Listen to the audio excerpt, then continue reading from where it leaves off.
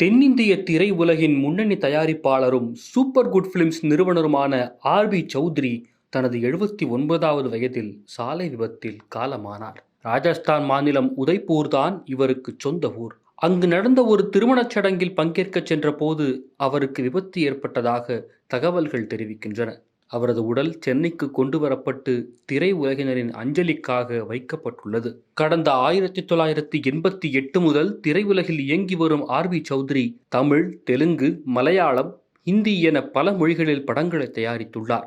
குறிப்பாக தமிழில் புதுவசந்தம், நாட்டாமை, சூரியவம்சம், பூவே உனக்காக, ஆனந்தம், திருப்பாச்சி, ஜில்லா போன்ற ஹிட்டுகளை கொடுத்துள்ளார். கே.எஸ். ரவிக்குமார், விக்ரமன், எழில், சசி மற்றும் லிங்குசாமி உள்ளிட்ட 30க்கும் மேற்பட்ட புதிய இயக்குநர்களை அறிமுகம் செய்தவர். பிரபல நடிகர்களான ஜீவாவும் ஜிர்தன் ரமேஷும் இவரது மகன்கள்தான். விஜயின் திரைப்பயணத்தில் பூவே உனக்காக படம் மூலம் முக்கிய திருப்பத்தை கொடுத்தவர் ஆர்.பி. சௌத்ரி.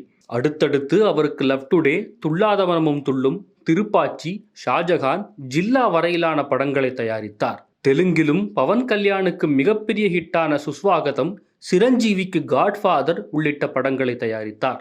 சமீபத்தில் வரலாறு முக்கியம், மாரிசன் ஆகிய படங்களை தயாரித்தார். 99 படங்களை தயாரித்த ஆர்.பி. சௌத்ரி தனது 100வது படத்தை விஜயை வைத்து உருவாக்கும் திட்டத்திலும் இருந்ததாக கூறப்படுகிறது. இவரது மறைவுக்கு இந்திய திரையுலகமே அஞ்சலி செலுத்தி வருகிறது.